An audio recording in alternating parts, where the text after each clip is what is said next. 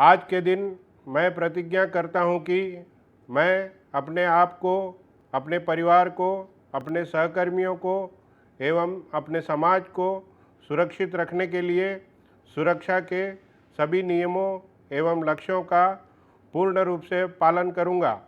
मैं यह मानता हूँ कि दुर्घटनाएं अपने और समाज के लिए हानिकारक, कष्टदायक एवं आर्थिक क्षति का कारण बनती है। अतः मैं इन दुर्घटनाओं की रोकथाम एवं बचाव के लिए हर संभव प्रयत्न करूँगा। जय सुरक्षा, जय सुरक्षा, जय सुरक्षा।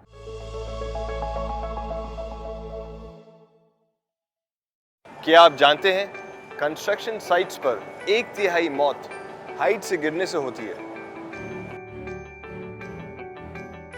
Hello sir. हाय, इतनी जल्दबाजी में आप कहाँ जा रहे हैं? सर आज मैं हॉपर के ऊपर एक शीट बदलने के लिए जा रहा हूँ। आप हाइट पे काम करने जा रहे हैं तो आपकी सेफ्टी हार्नेस कहाँ है? ओह सर, मैं तो आज सेफ्टी हार्नेस लाना भूल गया। आप इतने सीनियर हो, आप कैसे भूल सकते हो? सेफ्टी हार्नेस हाइट पर काम करते वक्त आपका जान बचा सकता है। सर आज मैं थोड़ी जल्दी था काम में, तो मैं सेफ्टी हार्नेस लाना भूल गया। आपको ऐसा नहीं करना चाहिए। याद रखें, जल्दबाजी में आप अपनी सेफ्टी को अनदेखा ना करें।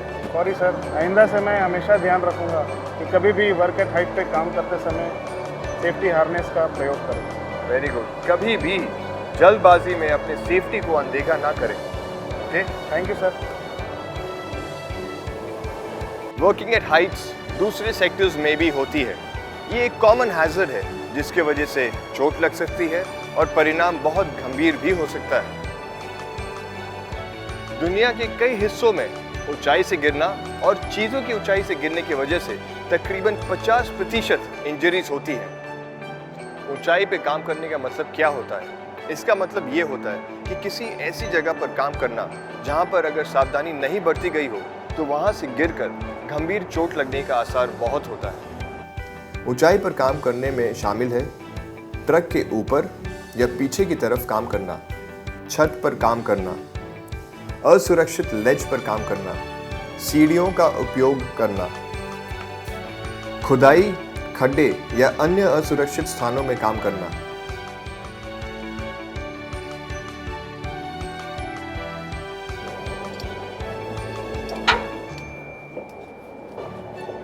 अरे अनुज, यस प्लीज सर। नीचे आइए।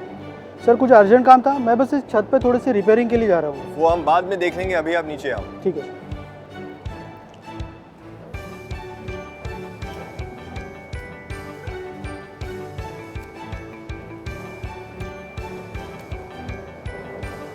इस स्कैफोल्डिंग को जब आप चढ़ रहे थे उसके पहले आपने चेक किया था कि यूज़ करने के लिए सेफ भी है या नहीं?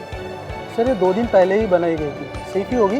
किसी भी स्कैफोल्डिंग या टेम्परेरी वर्किंग प्लेटफॉर्म को आप यूं ही सेफ ना मानें। स्कैफोल्डिंग यूज़ करने के पहले उसे ठीक तरह से चेक करना चाहिए, जिससे पता चल जाए कि उसमें कोई डिफेक्ट है या नहीं, वरना काम करते वक्त कोई भी दुर्घटना हो सकती है। इसीलिए एक जिम्मेदार व्यक्ति को इसकी इंस्पेक्शन करनी चाहिए और उसे इंश्योर करना चाहिए कि ये यूज़ करने के लिए बिल्कुल सेफ रहे। ठीक है सर, हम अगली बार से इसका ध्यान रखेंगे।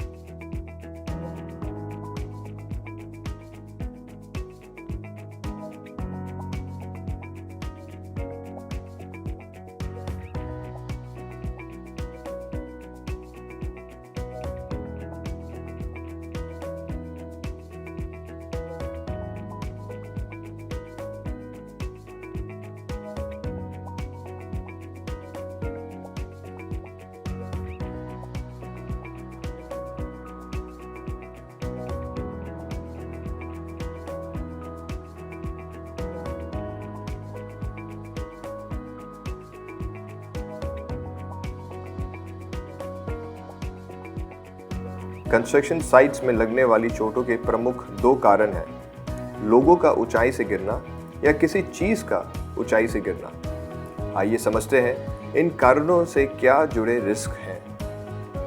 वर्कप्लेस में काम के दौरान ऊंचाई से गिरना फेटलिटीज की वजह बनता है। अगर वर्कर्स द्वारा पूरे पर्सनल प्रोटेक्टिव इक्विपमेंट्स नहीं पहने गए, ऐसे में हाइट से गिरने से वर्कर्स आसानी से गंभीर रूप से घायल हो सकते हैं। इनमें शामिल हैं अपर्याप्त पर्सनल प्रोटेक्टिव इक्विपमेंट पहने हुए वर्कर्स, अस्थायी प्लेटफॉर्म्स पे काम करना, नाजुक सतह पर काम करना या किसी ऐसे जगह पर काम करना जहां खड्डे या खुदाई पर बैरिकेड ना लगे हुए हों, अनट्रेन्ड वर्कर्स का सेफ्टी हार्नेस और लाइफलाइन का सही तरीके से उपयोग में न लेना, घायलों को बचाने में वर्कर्स का ट्रेंड ना होना, स्कैफोल्डिंग्स को उपयोग से पहले चेक ना करना, अपर्याप्त इक्विपमेंट्स या उनका मेंटेन्ड ना होना, टूल्स, इक्विपमेंट्स या किसी और मटेरियल का ऊंचाई से गिरना किसी व्यक्ति के ऊंचाई से गिरने के बराबर घातक होता है। हाइट से गिरने पर एक छोटा बोल्ट या स्पैनर भी नीचे खड़े व्यक्ति को गंभीर रूप से घायल कर सकता है या जानलेवा भी हो सकता है। ऊंचाई से चीजों के गिरने वाली दुर्घटनाओं के प्रमुख कारण में शामिल हैं वर्किंग सरफेस क्लटर्ड होना या वर्कप्लेस पर मटेरियल्स का सिक्योर्ड ना होना, क्योंकि मटेरियल तेज हवा के कारण नीचे गिर सकता है। रोप या लाइनयार्ड्स के साथ सुरक्षित नहीं किए गए इक्विपमेंट्स, इन्हें आसानी से गिराया जा सकता है। टो बोर्ड या किकर की अनअवेलेबिलिटी, रास्तों और किनारों पर टो बोर्ड्स या किकर का ना होना, प्रॉपर नेटिंग ना होना जिससे इक्विपमेंट्स को वर्कर्स पे गिरने से बचाया जा सके, वर्कर्स का फॉल विक्टिम्स के बचाव करने में ट्रेंड ना होना, वर्कर्स का हाई रिस्क जोन में बचाव के लिए हार्ड हैट्स ना पहनना, कंट्रोल रिक्वायरमेंट के साथ साथ एक्सटर्नल फैक्टर्स जैसे हवा, हीट और स्ट्रक्चरल इंस्टेबिलिटी को भी ध्यान में रखना उतना ही ज़रूरी है, क्योंकि ये भी वजह बन सकते हैं हाइट से गिरकर लगने वाली गंभीर चोटों का।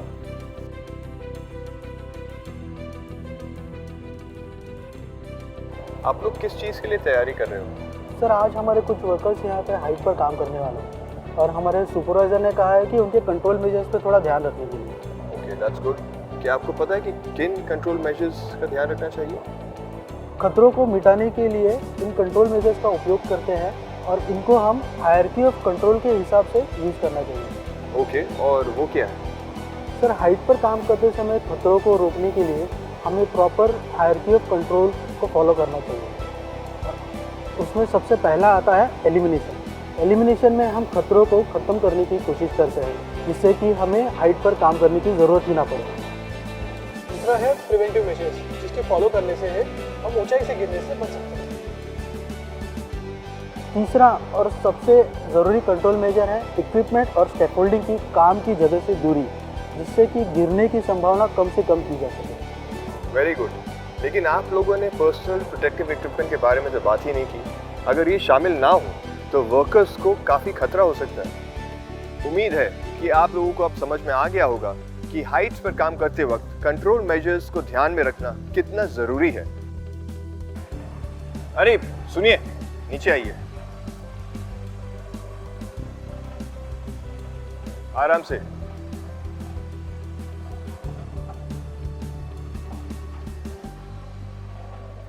आप इस दीवार को पेंट करने के लिए लैडर क्यों यूज कर रहे हैं? सर दीवार की हाइट थोड़ी ज़्यादा है और मुझे इस पेंट करने के लिए लैडर का ज़रूरत है। आपको पता होना चाहिए कि लैडर का इस्तेमाल नहीं करना चाहिए। इसके लिए आप लॉन्ग हैंडल पेंट ब्रश को भी यूज कर सकते हैं। अरे हाँ सर, मैं उसी को इस्तेमाल में ले लेता हूँ। Thank you sir. और ये याद रखिए कि ऐसे कई सारे उपाय हैं जो वर्किंग एट हाइट्स के कामों को अवॉइड कर सकते हैं और जो भी रिस्क इन्वॉल्व है उसे हम खत्म कर सकते हैं। Okay, please.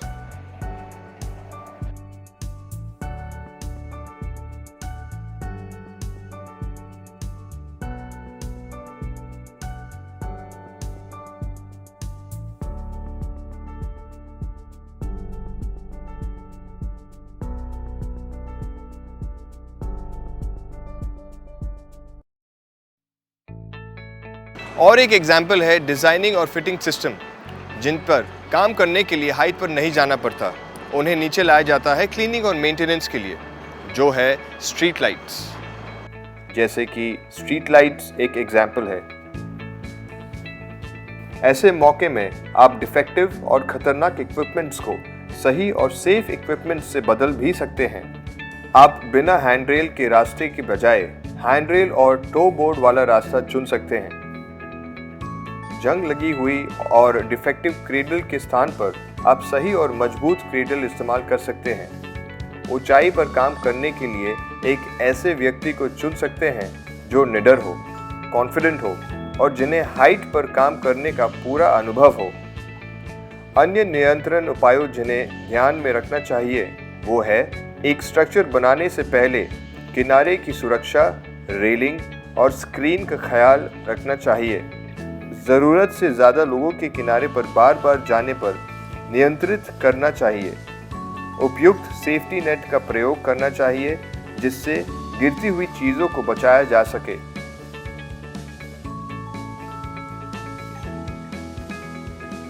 एडमिनिस्ट्रेटिव प्रोसीजर्स जैसे work permit, standard operating procedure और सेफ्टी पॉलिसीज का पालन करना चाहिए ताकि ऊंचाई पर काम करने का जोखिम को कम कर सकते हैं। ट्रेनिंग, इंस्ट्रक्शन और सुपरविजन बेहद आवश्यक है। तो अनुज, वर्किंग एट हाइट्स में एडमिनिस्ट्रेटिव कंट्रोल्स में कौन से कंट्रोल मेजर्स का ध्यान रखना चाहिए? सबसे पहले तो जहाँ कहीं भी काम चल रहा है उस एरिया को हमें बैरिकेड कर देना चाहिए जिससे कि किसी भी अनऑथराइज्ड व्यक्ति को वहाँ पे एक्सेस ना हो। दूसरा ये है कि कोई भी ओपन पिट्स जहाँ पर किसी वस्तु के गिरने की संभावना हो, ऐसे कोई भी अनसेफ कंडीशंस को हमें क्लियरली साइनेजेस के द्वारा निर्देश में लाना चाहिए जिससे कि लोगों को वहाँ पर भी खतरों का पता चले। और सबसे आखिरी में हमें अपने जितने भी साथी कर्मचारी हैं उनको सभी सुरक्षा निर्देशों के ऊपर ट्रेनिंग देनी चाहिए। वाह, बिल्कुल सही। आपको रिकॉर्ड्स भी मेंटेन करना चाहिए, इंस्पेक्शन भी करनी चाहिए और साथ ही साथ काम शुरू होने के पहले सारे इक्विपमेंट्स की ठीक तरह से इंस्पेक्शन करनी चाहिए। चलिए अब वहाँ देखते हैं क्या करना है।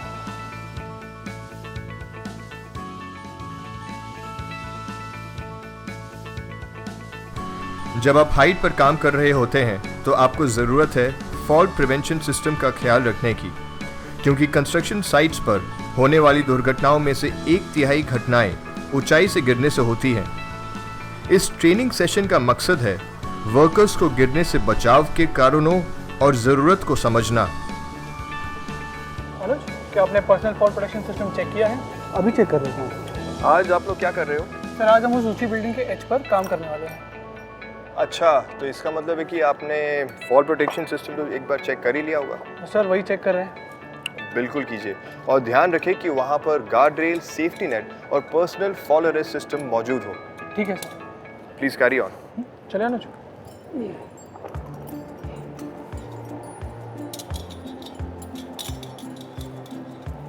तो आज आप लोग रूफ पर काम करने वाले हैं। जी सर। तो वर्किंग एट हाइट्स पे कौन से सेफ्टी प्रिकॉशंस का ध्यान रखना चाहिए? सर, हमें पूरी तरह से चेक कर लेना चाहिए कि worker personal fall arrest system, toe board और गार्ड रेल से सुरक्षित हो। बिल्कुल सही। ये भी ध्यान रखिए कि 1.8 मीटर की ऊपर की हाइट में ये सब कुछ ज़रूरी है, जैसे टो बोर्ड, गार्ड रेल और पर्सनल फॉल अरेस्ट सिस्टम। अब हम गार्ड रेल सिस्टम के बारे में जानेंगे। गार्ड रेल्स को इस्तेमाल किया जाता है वर्कर्स को नीचे गिरने से बचाने के लिए।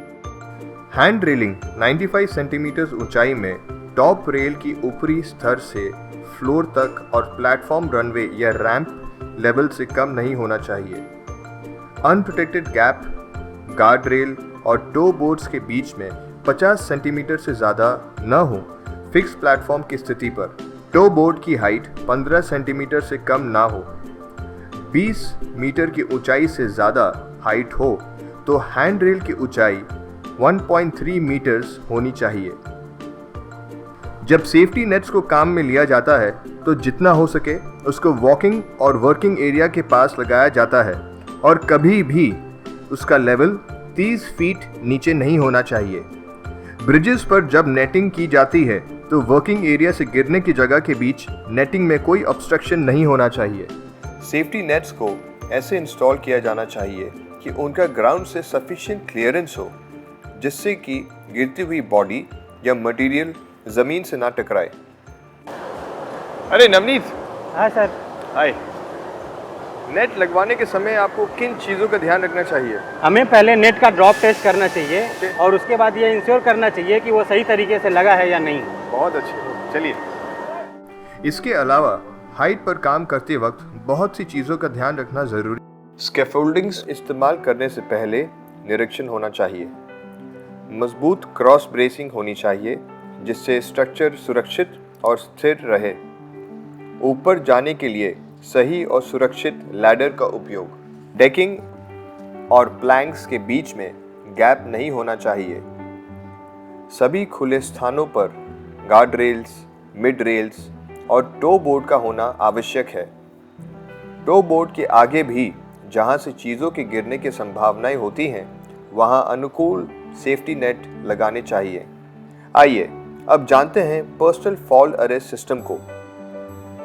वर्कर्स खुद को गिरने से बचाने के लिए जिन तरीकों को काम में ले सकते हैं उनको पर्सनल फॉल अरेस्ट सिस्टम कहते हैं, जिसमें आते हैं anchorage, connectors, full body harness और भी इक्विपमेंट्स जैसे lanyard, deceleration device, lifeline etcetera.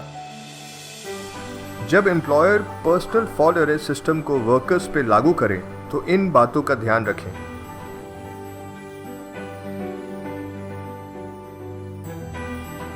डटे रहिए जिससे वर्कर ना तो 6 फीट की ऊंचाई से गिर सके ना ही सतह से टकराए। डिसेलरेशन डिस्टेंस को सीमित करें जहां एक वर्कर 3.5 फीट तक जाता है। वर्कर्स की 6 फीट तक फ्री फॉलिंग या जॉब की सीमा निर्धारित हो। उसके प्रभावी ऊर्जा का दुगना सामना करने की पर्याप्त ताकत होनी चाहिए। निरीक्षक बनिए और जांचिए कोई डैमेज, नुकसान या खराबी तो नहीं है, और अगर है तो उसको काम में लेने से रोकिए। Good morning. Good morning. कैसे हो आप? मैं बढ़िया हूँ सर। मुझे सुनने में आया कि आप अपने सुपरवाइजर से ज़्यादा स्मार्ट हो। नहीं नहीं सर, ऐसा कुछ नहीं है। अच्छा, तो आप मुझे बताइए कि पर्सनल फॉल अरेस्ट सिस्टम क्या होता है? जी सर, इसमें safety harness, straps, snap hooks, ropes, anchorages, lanyards और लाइफलाइंस होती हैं सर। Wow, very good. इन्हें फॉल रिस्ट्रेंट सिस्टम कहते हैं। आप बहुत अच्छा सीख रहे हो। Please continue. Thank you sir.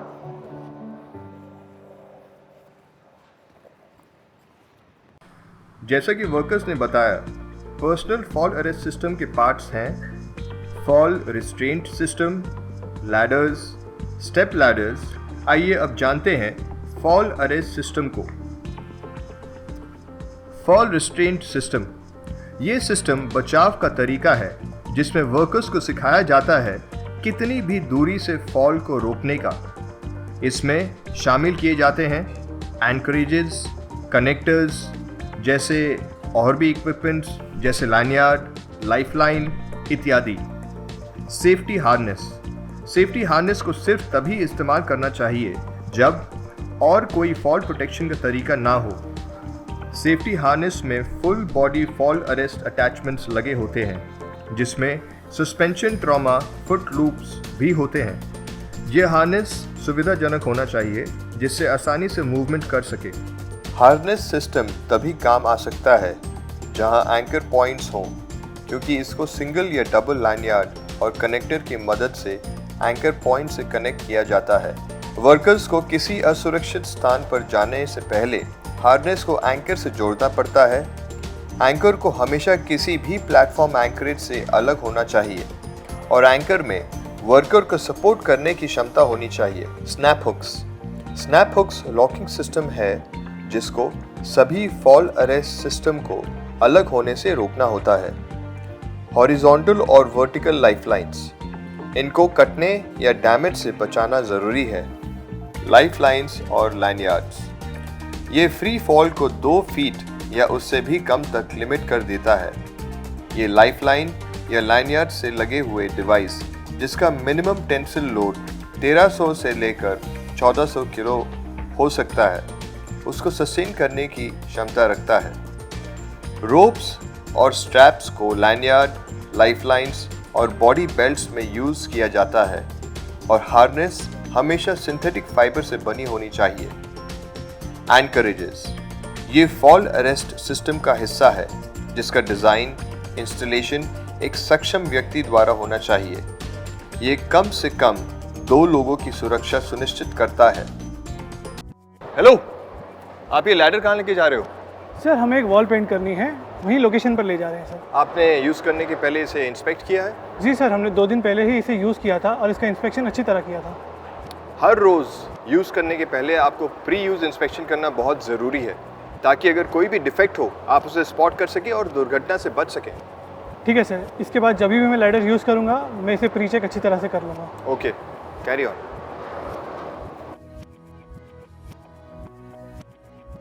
आपको ये भी देख लेना चाहिए कि लैडर्स को गंदी जगह से साफ जगह तो नहीं शिफ्ट किया गया। आपको ज़रूरत है स्टेप लैडर के styles, rugs, feet, locking mechanism और प्लेटफॉर्म को चेक करना। जब आप स्टेप लैडर को अपने काम में इस्तेमाल करते हैं, चेक करें लैडर की चारों स्टेप्स ज़मीन पर आसानी से टिकी गई हों। सिर्फ हल्के मटेरियल्स और टूल्स ही साथ रखें, ज़्यादा ऊपर ना जाएं और ऊपर के 3 स्टेप्स पर खड़े ना हों। लॉकिंग डिवाइस को सुनिश्चित करें। साइड लोडिंग करने से बचें, जैसे भारी मटेरियल से साइड ड्रिलिंग। अगर साइड लोडिंग करना ज़रूरी हो तो आप बेहतर तरीकों को यूज़ कीजिए या स्टेप्स को बांध लीजिए। अगर आपको लैडर में किसी भी किस्म का डिफेक्ट नज़र आता है तो तुरंत अपने एम्प्लॉयर को बताएं। एक बार सुनिश्चित करने के बाद ये लैडर का उपयोग करें। अगर आपको लैडर में किसी भी किस्म का डिफेक्ट नज़र आता है तो तुरंत अपने एम्प्लॉयर को बताएं। एक बार सुनिश्चित करने के बाद ही लैडर का उपयोग करें। आसान प्रिकॉशंस से आप गिरने से बच सकते हैं। अरे 1 मिनट, प्लीज नीचे आइए जल्दी। आपको क्या लगता है इस लैडर की मदद से आप वहां तक पहुंच सकते हैं?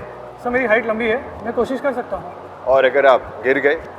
और देखिए, हाइट पर काम करते वक्त सेफ्टी इज़ वेरी इंपॉर्टेंट। किसी भी हाइट पर काम करने के पहले अगर लैडर से कोई भी रिस्क इन्वॉल्व हो तो आपको मोबाइल स्कैफोल्डिंग या मैन एलिवेटेड वर्किंग प्लेटफॉर्म का इस्तेमाल करना चाहिए। Okay sir. Okay, let's go. जब आप झुकने वाले लैडर को काम में ले रहे हो तो ख्याल रहे लैडर पर पहुंच से अधिक ना जाएं। लैडर का टास्क उचित लंबा और ऊंचा होना ज़रूरी है। हल्के मटेरियल्स और टूल्स ही साथ रखें।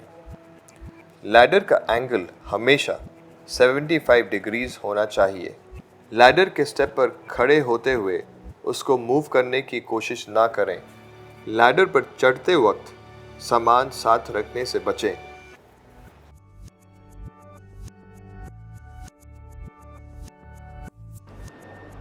अरे 1 मिनट रुकिए, आपने लैडर को ऐसे अनइवन सरफेस पे क्यों लगाया है? सर मुझे वहाँ कुछ काम है। वो तो ठीक है, पर आपको पता होना चाहिए कि अगर लैडर आप सही तरीके से नहीं लगाओगे तो एक्सीडेंट हो जाएगा। सॉरी सर, मैं इस बात का ध्यान रखूंगा और लैडर सही तरीके से यूज़ करूंगा। ओके, और आपको लैडर को सिर्फ फर्म ग्राउंड, लेवल ग्राउंड और क्लीन और सॉलिड सरफेसेस पे ही लगाना चाहिए। क्या आपको पता है कि इससे आप किस तरह सुरक्षित कर सकते हैं? नहीं सर। दोनों हिस्सों को सिक्योर करना चाहिए और अगर ये मुमकिन ना हो तो दूसरे व्यक्ति से लैडर को नीचे के हिस्से से सिक्योर करना चाहिए, ऐसे पकड़ना चाहिए ताकि आप आराम से काम कर सके और लैडर ना गिरे। ठीक है? अगली बार से ऐसे मिस्टेक मत करिएगा। चलिए अब देखते हैं लैडर का सही इस्तेमाल कैसे करते हैं। लैडर पर चढ़ते या उतरते वक्त मटेरियल्स के साथ में लाने या ले जाने से बचें। जितना हो सके 3 कांटेक्ट पॉइंट्स ही बनाएं लैडर पर। दरवाजे के पास या पैसेज में या किसी ऐसी जगह जहां लैडर को किसी व्यक्ति या वाहन से टकराने का खतरा हो तो वहां लैडर ना लगाएं। लैडर हमेशा समान समतल और बिना फिसलन वाली जगहों पर ही लगनी चाहिए। अगर नीचे की मिट्टी ऊंची नीची या सॉफ्ट है तो चौड़े पट्टों से लैडर के बेस बनाया जा सकता है। ये ऊपर से नीचे तक सुरक्षित होना चाहिए जिससे पलट के ना गिर पाए ना ही फिसल पाए। ये लंबा होना चाहिए। लैडर के ऊपर के 3 स्टेप्स पर न खड़े रहें। लैडर से उतरते या चढ़ते वक्त फेस को ऊपर की ओर ही रखें। जिस जगह इलेक्ट्रिसिटी फैसिलिटी हो वहाँ एल्यूमिनियम लैडर को प्रयोग ना करें। ऐसी जगह जहाँ गिरने का खतरा हो या किनारों पर कभी भी ऊंचाई बढ़ाने के लिए लैडर को इस्तेमाल ना करें। खराब मौसम या तेज़ हवाओं में लैडर का इस्तेमाल ना करें। अब तक आपने सीखा अलग अलग फॉल रिस्ट्रेंट सिस्टम्स के बारे में। अब जानते हैं सामान्य स्कैफोल्डिंग के बारे में। किनारों पर या जहां गिरने का खतरा ज़्यादा हो वहां हाइट बढ़ाने के लिए आप स्कैफोल्डिंग या लैडर्स का इस्तेमाल ना करें। रवनीत, आप यहाँ पर क्यों खड़े हुए हैं? मुझे इस स्ट्रक्चर के टॉप फ्लोर पर इस स्कैफोल्ड की मदद से जाना है। मैं बस अपने टूल्स लेने का इंतज़ार कर रहा हूँ। क्या आपने इसे चेक किया है? नहीं सर। अगर इसकी कंडीशन ठीक ना हो तो आप क्या करेंगे? तो क्या हमें इस स्कैफोल्ड भी हर बार चेक करना चाहिए? जी हाँ, आपको इसे हमेशा चेक करना चाहिए और एक कॉम्पिटेंट पर्सन को इसे इंस्पेक्ट करना चाहिए। और काम शुरू होने के पहले आपको ये भी देखना चाहिए कि एक green tag safe to use लगा हुआ है या नहीं। और इसे इस्तेमाल करते वक्त आपको पर्सनल फॉल अरेस्ट सिस्टम का भी यूज़ करना चाहिए।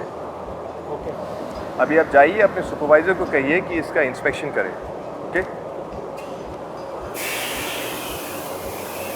जैसा कि आपने जाना, स्कैफोल्डिंग को इस्तेमाल करने के पहले पूरी तरह से इंस्पेक्ट करना बहुत ज़रूरी है। स्कैफोल्डिंग टैग सिस्टम ये इंडिकेट करता है कि स्कैफोल्डिंग का निरीक्षण किया गया है और यूज़ करने के लिए सुरक्षित है या नहीं। मजबूत क्रॉस ब्रेसिंग होनी चाहिए जिससे स्ट्रक्चर सुरक्षित और स्थिर रहे। काम में लेने के लिए सुरक्षित लैडर का इंतज़ाम होना चाहिए। डेकिंग में प्लैंक्स के बीच में कोई गैप नहीं होना चाहिए। प्लेटफॉर्म के सभी खुले स्थानों में गार्ड रेल्स, मिड रेल्स और टो बोर्ड्स का होना आवश्यक है। टो बोर्ड के आगे भी सेफ्टी नेट होनी चाहिए जहां से मटेरियल्स के गिरने की संभावना होती है। स्कैफोल्डिंग में सोल प्लेट्स और बेस जैक्स होने चाहिए जिनको कीलों से पूरी तरह से सुरक्षित किया जाना चाहिए। स्कैफोल्ड के बेस फ्रेम्स बराबरी पर होने चाहिए। वर्टिकल स्टैंडर्ड्स को सही तरह से स्थापित करने की आवश्यकता है। प्लेटफॉर्म फ्रेम्स को स्थापित करें। दूसरे लेवल पर हैंड रेल्स स्थापित करें। अब ऊपर जाने के लिए लैडर को फिक्स करें। स्कैफोल्ड या मचान पर रेड टैग लगाएं जब स्कैफोल्ड पूरी तरह से तैयार नहीं हो जाता। पहली लिफ्ट के लिए गार्ड रेल्स और किक बोर्ड्स लगाएं। जैसे ही पहली लिफ्ट तैयार हो जाए, अब आप सेकेंड लिफ्ट का फ्रेम रख सकते हैं। ध्यान रहे दोनों के बीच की दूरी 2 मीटर की होनी चाहिए। स्कैफोल्ड इंस्ट्रक्शन मैनुअल के अनुसार एंकरेज को लगाएं। एंकरेज हर दूसरे लेवल पर होना चाहिए। आप ब्रेसिंग लगाएं। ब्रेसिंग को हमेशा स्टैंडर्ड वर्टिकल ट्यूब्स से कनेक्ट करें। जितना हो सके इसको नॉट्स के करीब रखें। नॉट्स स्टेबिलिटी बढ़ाता है। उम्मीद है अब आप समझ गए हैं किस तरह स्कैफोल्ड को इंस्टॉल किया जाता है।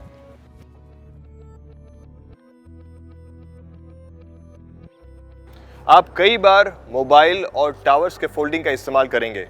इन्हें इस्तेमाल करने के पहले इन पॉइंट्स को कृपया करके चेक करें। ओवरटर्निंग से बचने के लिए स्थिरता की ज़रूरत है। मोबाइल स्कैफोल्ड के व्हील्स हमेशा लॉक होने चाहिए।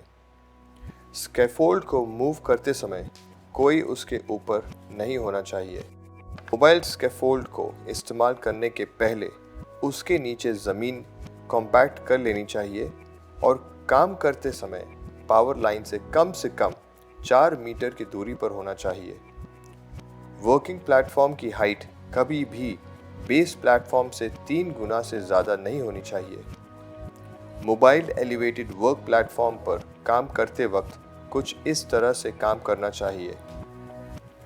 ध्यान रखें कि ज़मीन समतल और स्थिर हो। MEWP को प्रयोग में ना लें जब हवा की स्पीड 40 किलोमीटर प्रति घंटे हो। गेट हमेशा अंदर की ओर खोलें। MEWP पे काम करते समय पर्सनल फॉल्ट अरेस्ट सिस्टम को इस्तेमाल करना ज़रूरी है। MEWP के स्टैंडर्ड रिक्वायरमेंट को पूरा करना चाहिए। पावर एलिवेटेड वर्क प्लेटफॉर्म का संचालन करते समय ये ध्यान रखना चाहिए, प्लेटफॉर्म चलाने या ऊंचा करने से पहले आपको हमेशा ओवरहेड ऑब्स्ट्रक्शन को ध्यान में रखना चाहिए। आपको रोज़ इस्तेमाल के पहले मोबाइल इक्विपमेंट का निरीक्षण करने की ज़रूरत है। आपको ऑपरेशनल एरिया में ऑपरेट करते समय खतरों को पहचानने की ज़रूरत है, जैसे high voltage lines, steep floor या कोई ऑब्स्ट्रक्शन।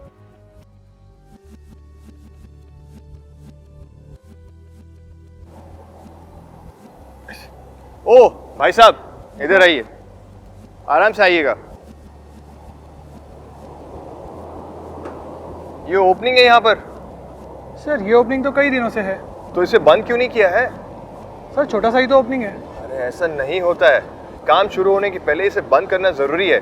आप जाइए अपने सुपरवाइजर से बात करिए और काम शुरू होने के पहले उनसे कहिए कि ये बंद करें। ठीक है सर, मैं अभी बात करता हूँ उनसे। Please be careful.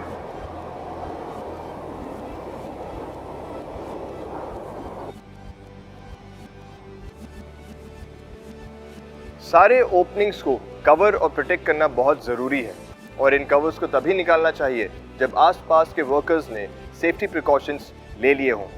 Floor openings को स्पष्ट रूप से चिन्हित, मजबूत और सुरक्षित रूप से बने कवर्स से बंद करना चाहिए। वुडन या स्टील कवर्स या मैश कास्ट या डबल हैंड रेल्स और टो बोर्ड्स होल्स को कवर करती हुई नेटिंग्स। ओपनिंग का आकार निर्धारित करता है किस तरह के सुरक्षात्मक उपायों की आवश्यकता होगी, जैसे वुडन और steel covers, hand rails, toe boards और सेफ्टी नेट्स।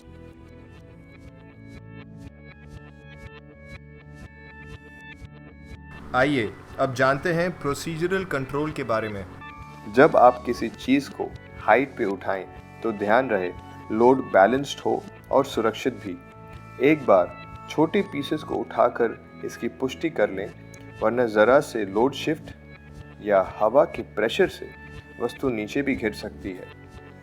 कभी भी सामान को लिफ्ट करने या उतारने के लिए किसी भी व्यक्ति के सर पर ना रखें।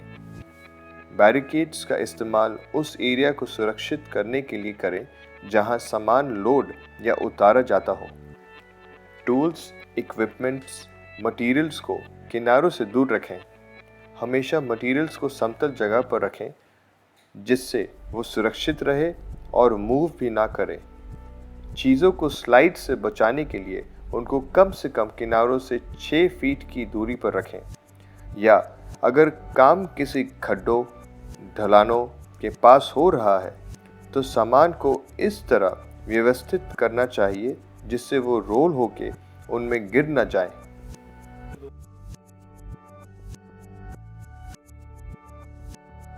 आज इमरजेंसी प्रोसीजर पर एक एक्टिविटी करनी है, पर उसके पहले कुछ पॉइंट्स डिस्कस करने थे। ठीक है सर। तो जहाँ तक हो सके हमें एक्सीडेंट्स को अवॉइड करना चाहिए, और अनसेफ एक्ट्स और कंडीशंस की वजह से एक्सीडेंट्स हो जाते हैं। इमरजेंसी के दौरान 2 बहुत इंपॉर्टेंट पॉइंट्स हैं, क्विक एक्शन और स्मार्टनेस। और ये भी आपको ध्यान रखना चाहिए कि फॉल प्रिवेंशन प्लान में आपने रेस्क्यू प्लान को इंक्लूड किया हो। ठीक है सर, लेकिन हमें अपनी सुरक्षा के लिए प्लान को रेगुलरली अपडेट भी करते रहना चाहिए। बिल्कुल सही कहा आपने, और हर साइट पर एक रेस्क्यू टीम का मौजूद होना बहुत ज़रूरी है, क्योंकि हमेशा हमें बाहरी इमरजेंसी सर्विसेज पर निर्भर नहीं करना चाहिए। और एम्प्लॉयर और एम्प्लॉय दोनों के पास अपडेटेड इन्फॉर्मेशन होना बहुत ज़रूरी है इमरजेंसी प्रोसीजर के बारे में। Okay sir. हाँ, और एक बात, रेस्क्यू टीम और घायलों और फंसे हुए लोगों के बीच में बेटर कम्युनिकेशन होना एक्सट्रीमली इम्पोर्टेंट है। Okay sir.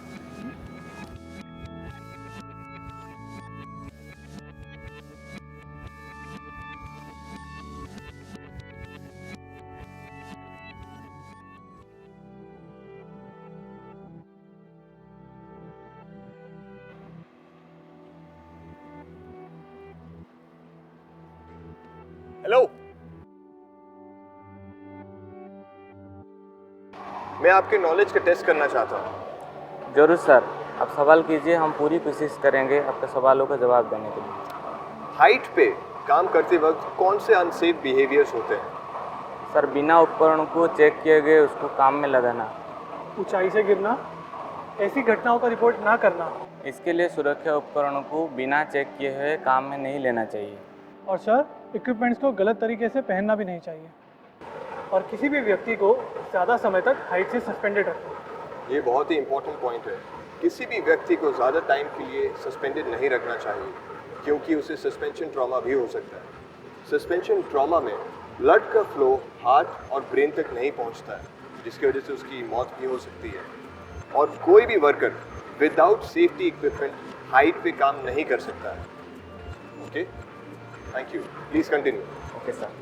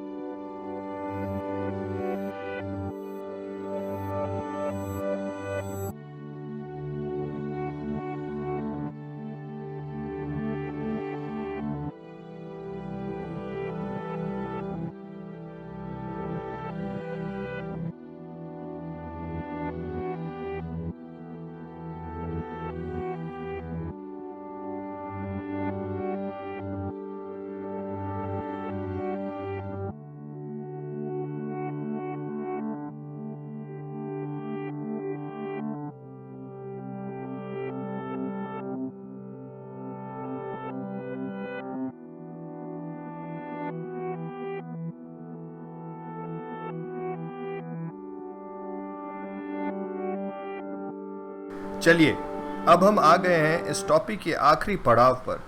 हम सभी ने जाना इस टॉपिक के अलग अलग साइड्स को, और साथ ही हमने समझा हैज़र्ड्स को, एहतियात नियमों को, और सीखा हाइट पर काम करते वक्त कैसे व्यवहार को प्रोहिबिट करना चाहिए। कृपया इन सभी नियमों एवं उपायों को फॉलो करें और अपने परिवार और अपने जीवन को सुरक्षित रखें। Happy learning.